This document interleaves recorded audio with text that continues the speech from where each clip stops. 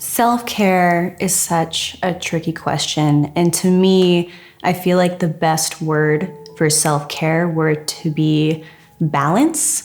Self-care is this balance between your work life and your personal life. If you have the balance with your personal life and just have that happiness, and you can figure out who you are as a person and do stuff every day to build on you, that's what self-care is to me.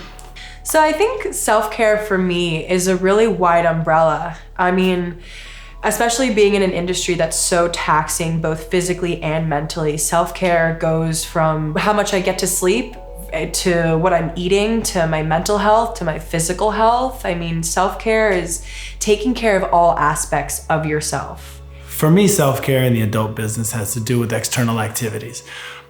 For myself, it has to do with health, wellness, physical fitness. It really helps keep me grounded in my day-to-day activities. It keeps me focused, keeps me motivated. I have a tendency not to get caught up in the daily grind of this business. It also has to do with surrounding myself with people who are not necessarily from the same walk of life. Those things help remind me that there's a much bigger world out there for me to experience, and I really appreciate the people that continue to keep me having both feet on the ground when it comes to my personal activities. To me, self-care means forming daily habits that help contribute to being a better me, or I guess in other words, taking time out of your day to be selfish. For me, it's about, just making sure that I have what I need and I have what I want and that I'm feeling good about myself. I'm usually the type that puts other people's feelings before my own, and I've learned that you are your biggest supporter. Even with doing this job, you're already in the realm of not living for anybody else. And so you need to take that energy and make it into putting yourself first. If you feel like you are down and you're tired, you need a break, you're run out, take that break. A lot of people want you to be something different, whether it fits in with the trends, whether it fits in with the algorithms, it fits in with all of those, different components of, what makes us us. But what makes us at the end of the day is our brains, what's actually going on inside of us, and not listening to anybody else except for yourself. So that's my self-care, is listening to myself. As performers, we juggle a lot of things: social media, clip platforms, and shooting. And sometimes you just need a day off. And for me, I like to stay home and read, but you need to find out what self-care means for you. For me personally, I like to work on my hobbies, which my main one being painting. I like to call up friends, see how they're doing, see if they want to hang out. I like to go online and talk to other people on the internet, because it's another great way to make friends. But it could be anything to anyone. It could be playing an instrument. It could be just sitting alone, talking and listening to your favorite music. Just do some yoga or some meditation. Going to dance class, walking my dog, simple things.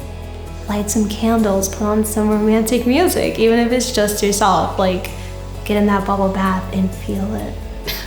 Very nice. Having a day of just chill, no thoughts, no phones, stay away from the cell phone. There's so many different forms of self-care. And remember that alcohol is a depressant.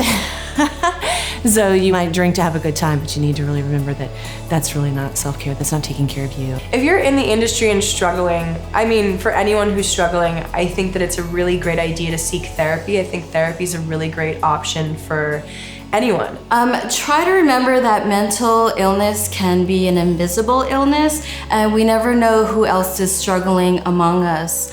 There's a lot of shame around mental illness, and I think it's okay to acknowledge that you're struggling, because really everyone struggles from time to time.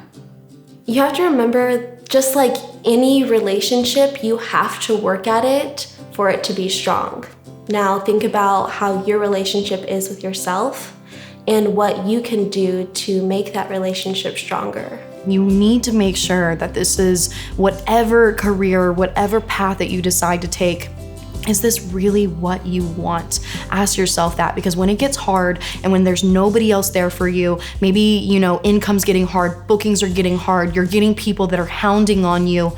If you are not your biggest fan, you are not your biggest supporter, and if you do not understand exactly what it is that you're doing, it's a little self-explanatory. So be like those other people where you feel like you never work a day in your life. You may be stressed, you may have been a long day, but was it really work for you? And if it felt like that, then how's that any different than a desk job that you said that you absolutely didn't want to work in the first place? It's no different.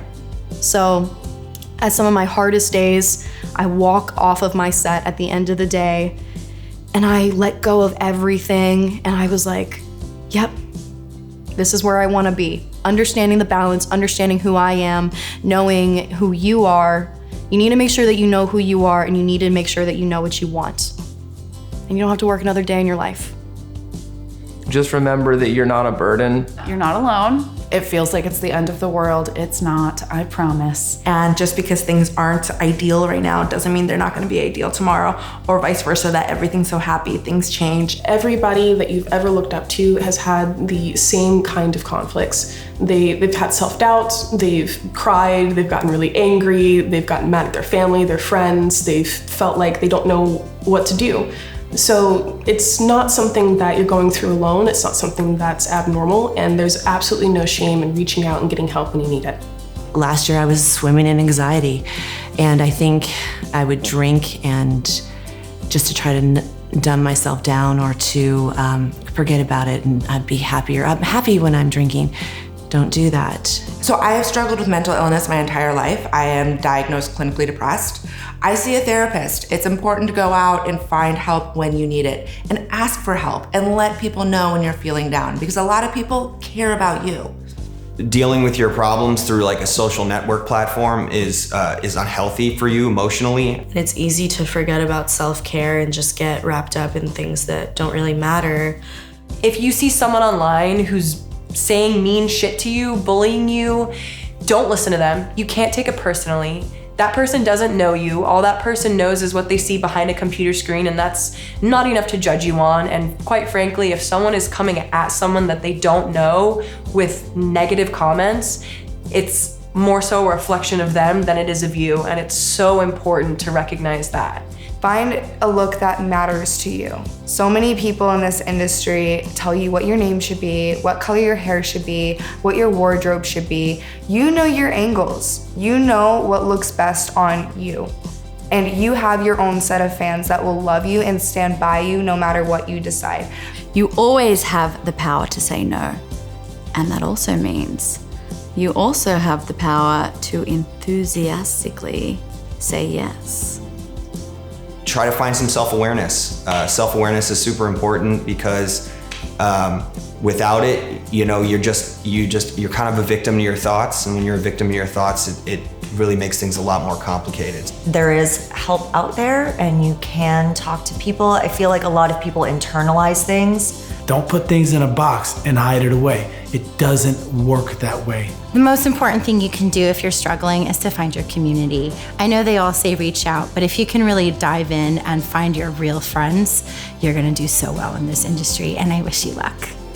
You know, ask someone to just go to coffee, or, you know, join a group maybe outside the industry where you don't have to be around things that may be triggering you. The hardest part is breaking that silence and saying, hey, you know, I need help.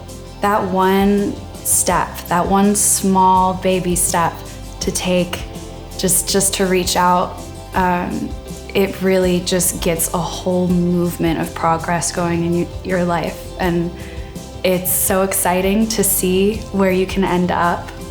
I feel like once you start putting yourself out there and trying to reach out to your friends and everything, it really does get better.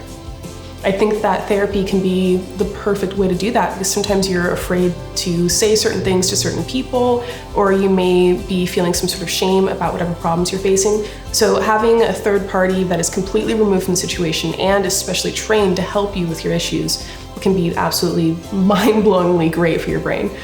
If you don't know where to turn, Pineapple Support is there for you. They're available 24/7 online, and you can get free therapy. I have a therapist through Pineapple Support who I see weekly, and I have never been happier in my life. Take that leap. It's so worth it. You are beautiful. You are worthy, and you are loved. Pineapple Support rocks.